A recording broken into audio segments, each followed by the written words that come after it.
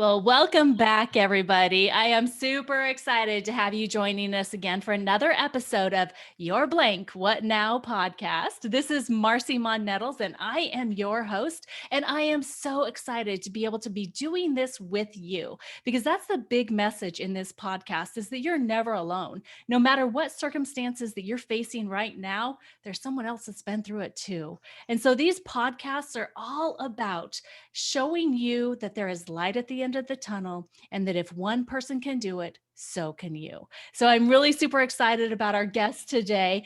He's a really dear friend of my husband, Dondi, and my own. And, I'm just so excited that he said yes when I asked him to be a interviewee on this podcast. So guys, I just want to read a little bit to you about who Julian Sado is. So Julian believes that your struggles are your strengths. His dynamic journey took him from living on the streets at 16, almost committing suicide, to working in Hollywood entertainment, to celebrity fitness instructor, to corporate influencer. Today, he is an author, coach, and owner of Pivot to Change. He helps bring business leaders to the next level through neurobiology, a combination of neuroscience and behavioral coaching. So let's really dive into Julian's story and learn how he was able to take struggles that life threw at him and turn them into his strengths. So Julian, oh my gosh, I am so excited to have you here today. And I absolutely know that our audience is going to be blessed by your phenomenal story. So could we really just get started with you sharing with us who is Julian Sado? And I'm super excited for you to share your story of resilience. Okay, Welcome. absolutely. Thank you. Thank you for having me. Yeah, absolutely. Thank you so much. And I'm just going to let you kind of just go at this, and then we'll just have a conversation as we go, because I really want to be able to spotlight the journey that you've had. Yeah, absolutely. Well, interesting. The question you asked, who is Julian Sado? It's really interesting how people normally give you a job title or an identity. So I don't do that. I am the person looking at you right now. I'm you. So that's what I tell people. I'm exactly you because focusing on neuroscience, focusing on behavioral science, I believe everybody has the exact same emotions, no matter where they're located, anywhere in the world, no matter what tribe they come from, what riches they've had, or I would say, poverty they've had. Feelings, emotions are the same for every human being. So I'm a plethora of emotional energy, just like you. So that's who Julian Sado is. And at this moment, I'm you because you and I are connecting. So that's who I am. So I never give like a story behind me because I'm not one thing. I'm everything at any moment. So I hope that makes sense. It's kind of cryptic, but that's kind of how I describe myself. No, that's awesome. But what you're kind of getting at though is that you are the sum of all of the experiences, the environment around you, the people you've known, and all the choices you've made. And Yeah. I know that in your life you've had a lot of ups and downs. I mean, obviously, in that intro that I gave of you, it mentioned a few of those. Would you mind going deeper into some of those? Because I know that there's a lot of people that are listening that may be in those same spots. Yeah, the one that really started me into the consulting and speaking and coaching world was the one that I spoke about in the book, which is about the time with my father. It was around 15 years old. I went to live with him in East LA. And you know this, you and I have talked about it, but being African American, looking Hispanic, growing up around my family and also in East LA, it was a challenge for identity, finding out who I was at that time. It was difficult. I was ostracized just by my looks, big curly hair. It just was a huge challenge to find that place. I would tell you that my legal name is not Julian. At that time I was Little Freddie. My legal name is Fred, but I was called Little Freddie all the time. So what was going on at the moment was I went to live there because the only place I found I would say myself or people liked me was with girls because I had big curly hair. So I had the opportunity to DJ and get involved as a little DJ at clubs and stuff like that. My mother didn't want me to do that. She's like, you have to be home by 9 o'clock in the morning. At night. I'm like, I can't be home at 9 p.m. That's when the party starts, right? So I literally said, I'm not living here. I'm going to go live with my father, who I didn't really know. He came around once in a blue moon. And when he did, I usually never saw him because he was an alcoholic and was always drinking, getting into fights. And He left me in front of people and let me get beat up in front of him at one time. So it wasn't a trusting relationship, but my ego says, I got to go. This is who I am. I'm a DJ. So going to live with him was a challenge. I ditched school all the time. My goal was to be approved and liked by strangers more than anything. So anything I could do to get attention, to be liked and considered cool. So one night he was drunk. And I guess in those days, before now, people that are maybe hearing this, there was this thing where they sent mail to your house about what your kid did at school. They didn't send emails because we didn't have it. So it took about a week to get a letter from the school saying that I hadn't been there for like 5 days or something. I think I ditched the whole week or whatever. So he came in my room drunk. I mean, completely the smell, I mean, sweaty, just angrily upset. But what was unique about this time was that he had a shotgun with him, and it's a sawed-off shotgun, and he puts it to my head. Now, you can hold a shotgun. They usually have long barrels, but it's sawed off. So he's holding it, and he's holding me against the wall and said, I should kill you because I ditched school. Mm-hmm. Now, I've seen him angry before, so I've seen him go off the rails. And so, of course, I'm sitting here in shock. I was literally frozen. And I said something silly like, well, if you shoot me, I'll shoot you back, which made no sense. But, you're a kid. Right. And I'm freaking out. But, for that one moment, it was almost like I didn't know he was going to pull a trigger or not, but there was like a pause in time for a period of time. And then he got his wits and he says, you really shouldn't ditch school. At that point, I didn't care less what he was saying. The fact he put a shotgun to my head. And, what I didn't put in the book was that just a week prior to that, I saw a man shot and killed 3 blocks away in a phone booth from a man. My father had the exact same look in his eyes that man that I saw walk up and shoot this other guy looked like.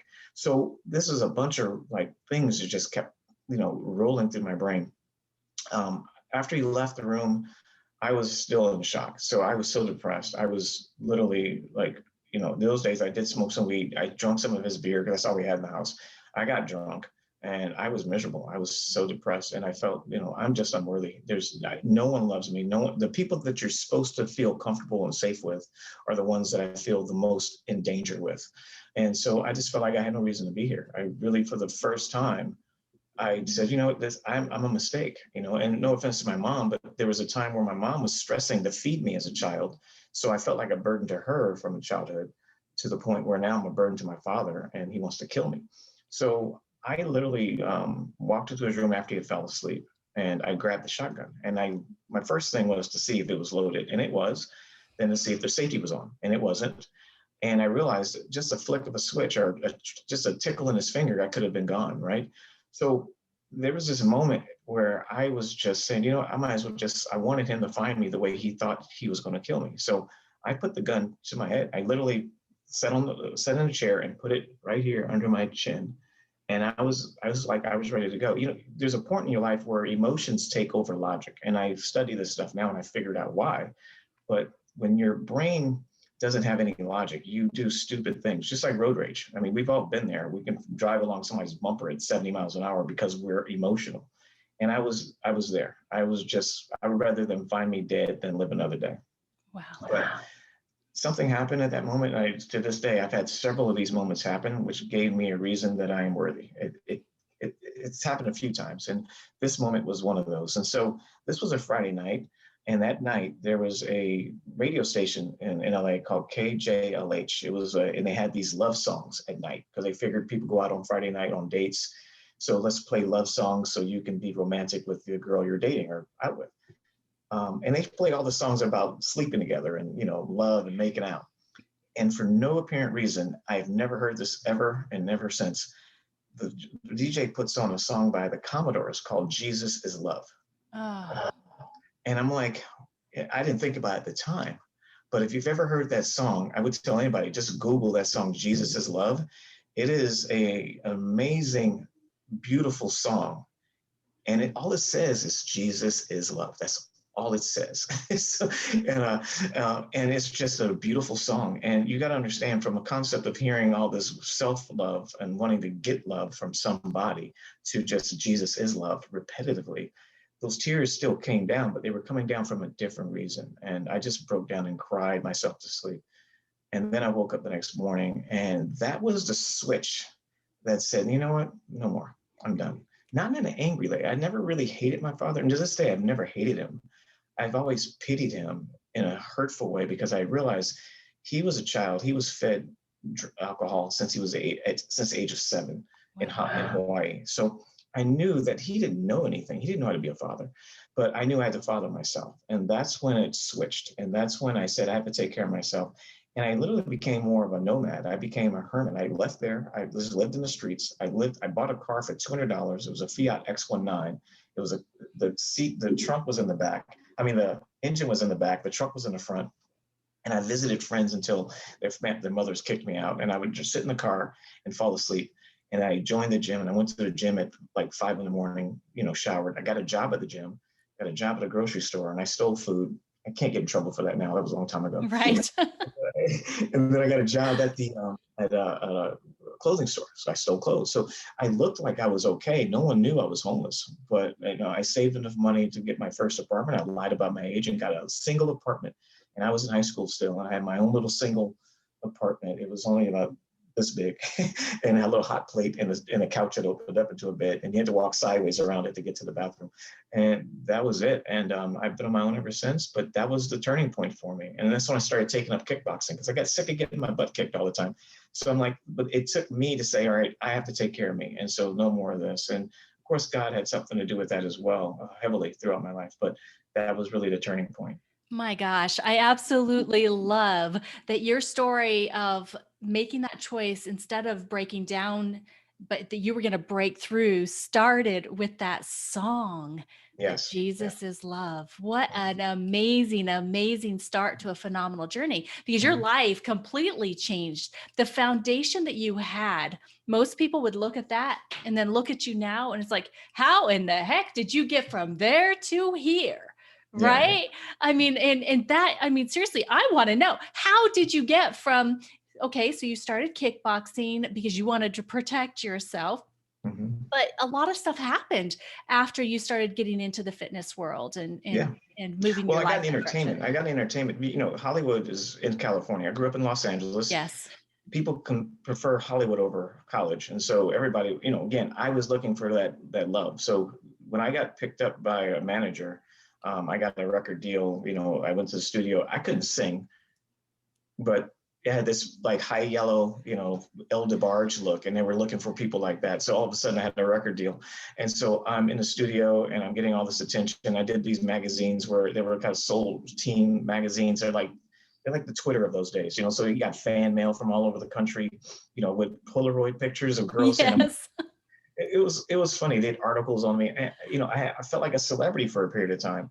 And again, I got up to the point where we went to radio stations and we interviewed and we were talking about that song that was coming out, which didn't sound anything like me, but they reverbed it and did all this stuff.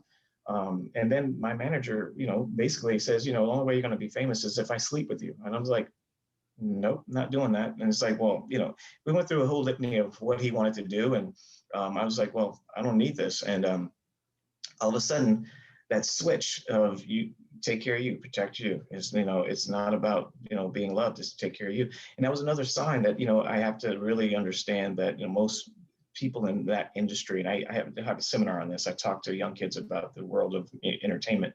It's a very give me mentality. So I left that, but then my cousin became famous. I don't know if people know, but my cousin's a rapper, famous at the time, Tone Loc, and he had a song called Wild Thing. We never really talked, but because of his association with me and my being a relative, and then me kind of being a little recluse from everything, I was able to work with him, and that put me in a line where I became a talent agent for a major talent agency. Never thought about being one, but because of his signage, they wanted me because they figured if I can bring him in, I can bring other rappers in and music artists. So all of a sudden, I'm working with Janet Jackson, Madonna, Prince, and I'm dealing with all these celebrities, and I was able to see the behind the curtain of Hollywood, and I was able to work with them from a very personal level. And you survive. I do what I have to do, but I always had a limit in how far I would go. But it always pricked my conscience of what I was involved in and seeing. And so when the fitness industry came up in Hollywood, Billy Blank wanted some boxing programs done and stuff. I was there to help out, but then I realized there was an opportunity there, and so I left the entertainment industry and just got into physical kickboxing. But going back to struggles or strengths, I would have never been able to do that if that didn't happen with my father. And I made a decision way back then to get into fitness and kickboxing to take care of me. It was a great outlet for emotional distress, right? So that's what, the struggle became my strength. And it really is what built my empire business in fitness. And we did very well. That's where I met my wife. If I didn't do that, I would have never met Sandy and still together 25 years later. So it's just one of those things where it wasn't really a struggle. It was an experience that I had to have to be able to grow into the man that God wanted me to be. Wow. Yeah, that's beautiful. So I'd just really like for the listeners, just take a moment right now and just think about the struggles that you're going through right this moment. It's like, what could they be preparing you for? Because Julian, you've done some really amazing things. And so obviously you had to have learned some lessons. What type of lessons did you learn as you were going through your chaos, traveling towards this joy, meeting Sandy and really finding your purpose in this life with your amazing boys? And now you're grandpa too. Yeah, it's true. My biggest lesson is ego is such a tricky, tricky thing. It would hide itself in excuses. It would hide itself in pain. It would hide itself in persona, and that's who I am. And I think that's what I've learned is that I am every minute I'm generating new nerve cells every day. I can redirect my thoughts by choice. And Jim Rohn taught me that once. He did a seminar, but he asked me a question and I thought I knew the answer, but he literally pointed out that every creature on the planet lives by instinct, and we're the only ones that don't. We live by choice. And that is interesting because we're the most destructive, and every creature on the planet lives to its full potential. Every enigma lives to its full potential of birth. They don't have therapists, they don't have counselors, they don't have, woe was me seminars or anything. They just live to their potential and go on. But we have the choice to think about our potential or look at ourselves as saying, I can't because. And that's what I've learned is that there's no such thing as I can't because. It's I can't because I choose to not. I choose to accept I can't. And that's a big difference. And so having that choice has been my biggest lesson, and to maybe really to be very transparent, to understand that my ego is very tricky, and always walk away and give myself a chance to kind of catch that ego before it catches me. Wow, that's really good. That is really good. If we could all understand that, really, if we are failing to live up to what we want to be and what our potential is, it does have to do with what we're choosing and what we're doing. And it all comes down to our ego. So let me And give you a question about that ego. Let good. me just share one of the things. It's really important. So I work with a lot of people who say they want to be successful.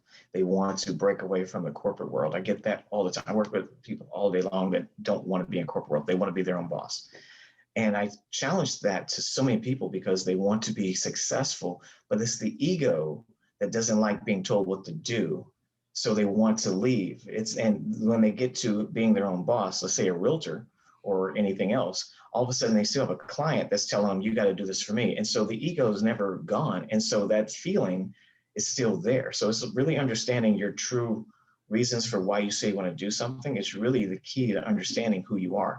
It has nothing to do with your ego is the worst thing to rely on because it will always shift based off of what you've been infused with, from society to commercials to opinions and I would say perceptions of other people and what they have and don't have. So it's very tricky. You got to learn to kind of separate your ego and not let that be your title or your persona.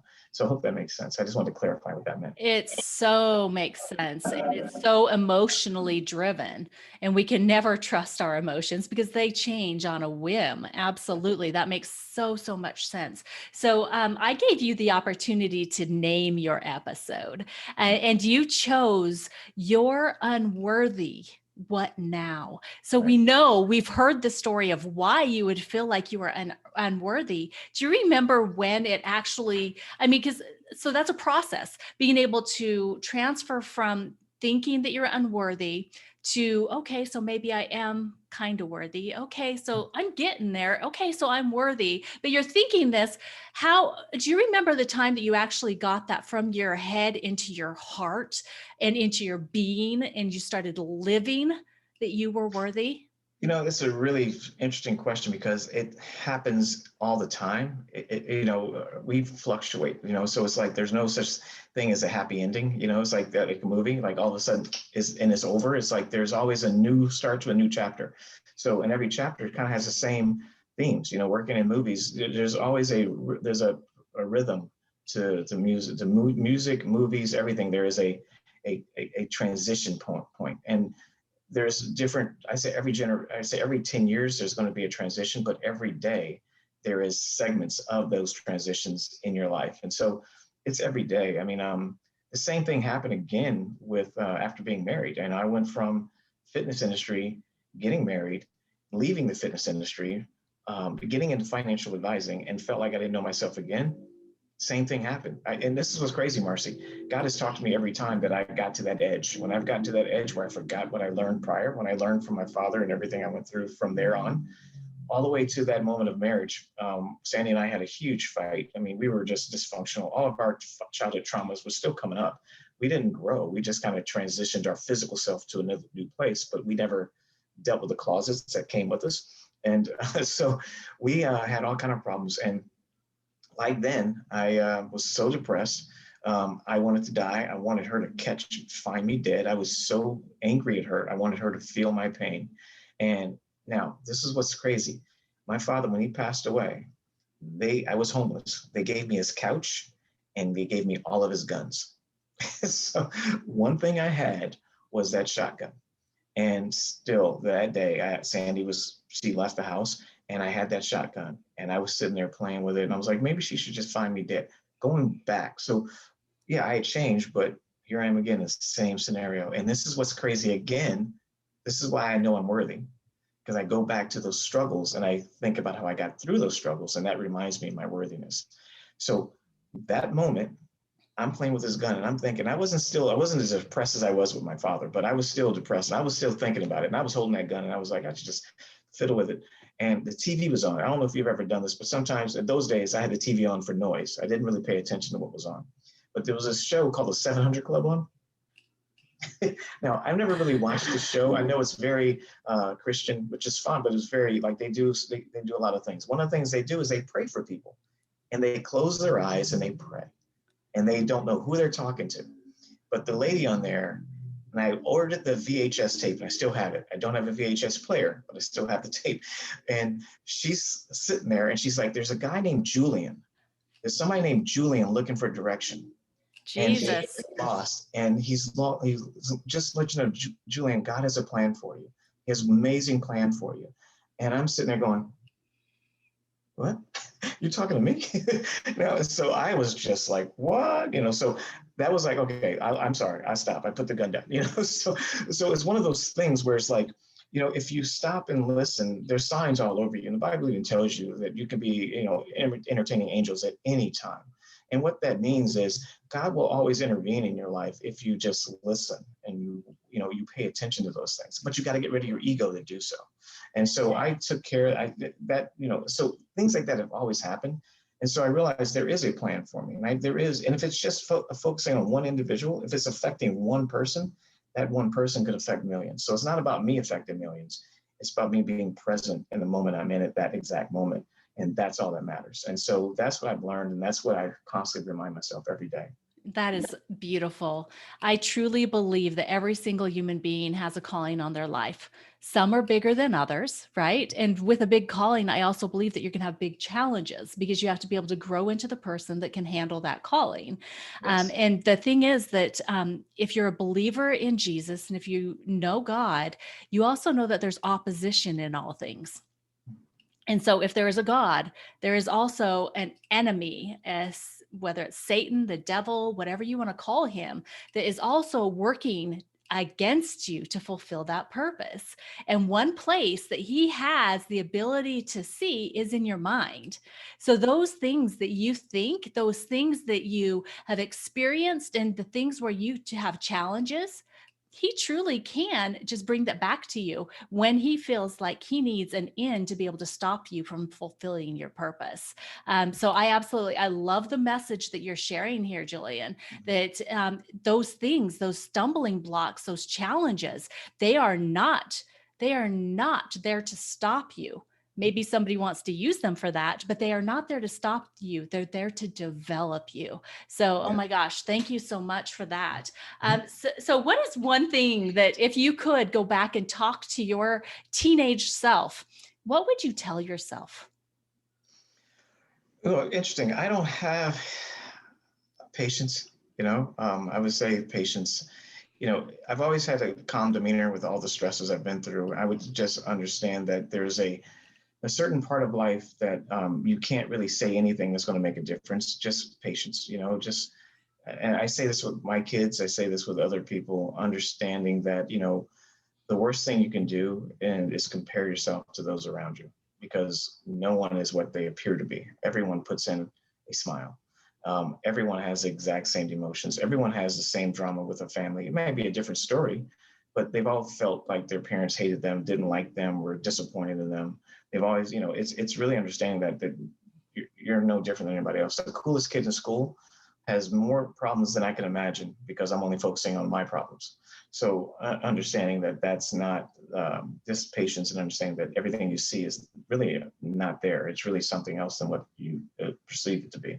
So it's almost like our perceptions are very limited. And so what saved me was really getting into the science of the mind, understanding that I'm not crazy, that this is the workings of the human mind. This is how the body works for everybody. So I felt more aligned with being human when I realized this is how humans work. So learning how human nature is designed helped me understand me without making it personal.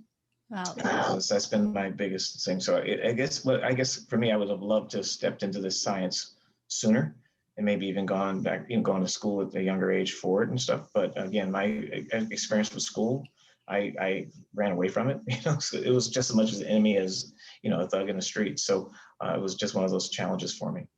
I love that you brought it to that point, because neurobiology, it's like, I had really never heard of that before. Can you give us, I know it's way more in depth than what we have time for, but can you share with us just briefly, what is neurobiology? So it's a combination of all the things that I study. Like, did study seminary, did study, world religions and Hebrew and Greek. And when I learned that, and this is a great testament to understanding the concept of language, because when you read the Bible, if you read it from an English perspective, it doesn't translate the way that it's interpreted by those who read it from when it was first written. So understanding context, the time frame, and what they heard when they heard what you hear is important. And so, like the word love, there's a agape. There's a phileo love, eros love, and agape love, right? I think it's agape. It's been around since Hebrew. But we say love, and we can talk to somebody on social media and go, love you, but we don't know what we're saying half the time. We have no definition of that because we use it differently.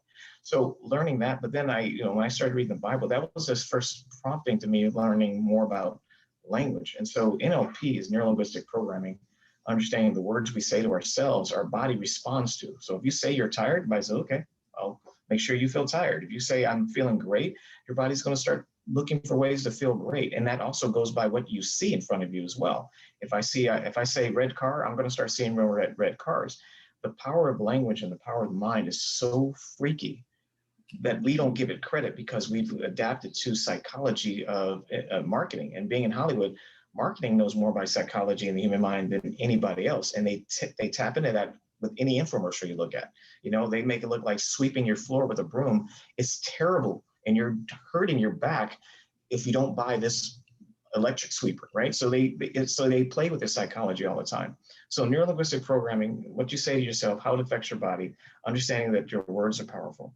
Then I focus on neuroscience. So I teach people how you can redirect the pathways. So how to rewrite your story and rewrite what you say to yourself, like change the story around, understand the end in mind first, and then walk yourself backwards. That way it gives you a different perception of why you're stepping in the story.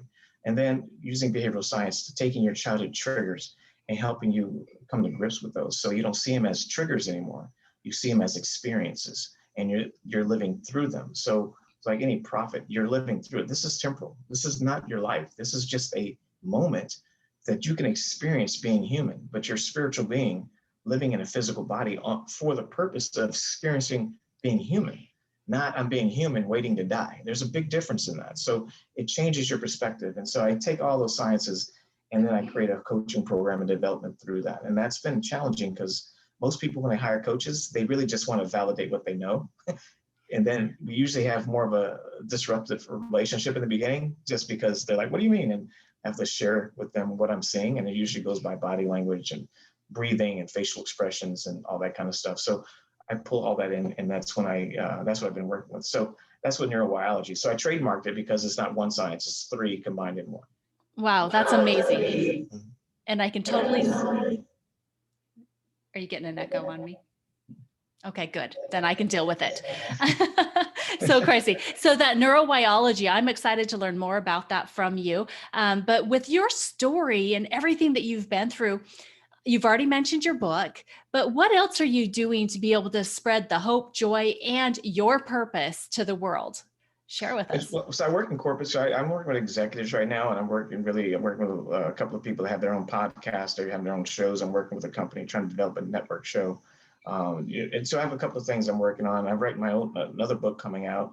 It's called Interview with Self. So it's kind of like an enter and view yourself kind of thing, but it's almost using the corporate world as interviewing for a job, like getting to know that you put a mask on all the time and how to get to the nitty gritty. If they were to ask you real questions about you, how would you answer those questions?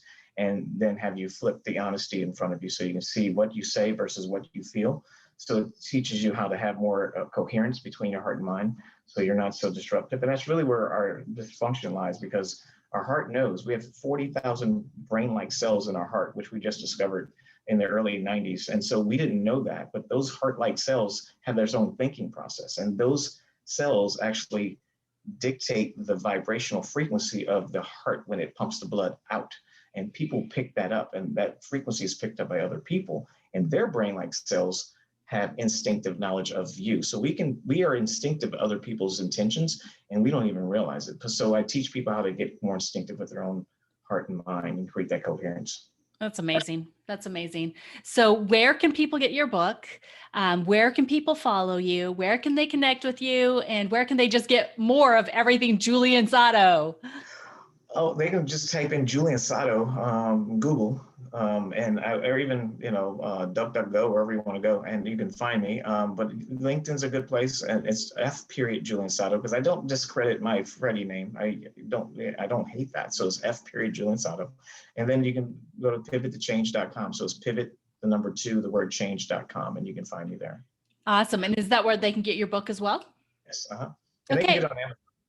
The Resilience book is on Amazon now. You can just go type in Resilience and you'll find the book, and you'll see me on there with a few other authors on there.